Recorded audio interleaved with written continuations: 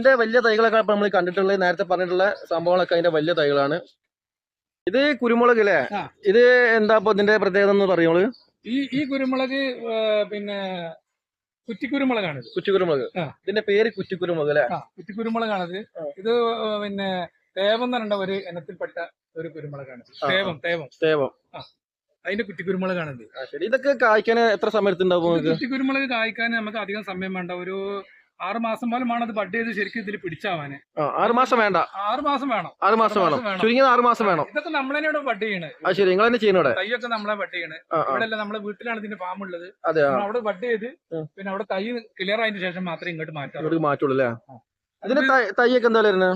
ഇതിന്റെ തൈ നോർമൽ തൈ വരുന്നത് 300 രൂപയാണ് തൈന് വരുള്ളൂ. 300 രൂപ. ഇത്തരത്തിലുള്ള വലിയ തൈയൊക്കെ എന്ന് പറഞ്ഞാല് 2500-3000 രൂപയാണ്. ഇപ്പൊ ഈ ഒരു വലിപ്പമുള്ള തൈക്ക് എത്ര രൂപയാണ് ഇപ്പൊ പറയുന്നത്? ഇതിപ്പോ നമ്മള് 3000 രൂപയാണ്. 3000 രൂപ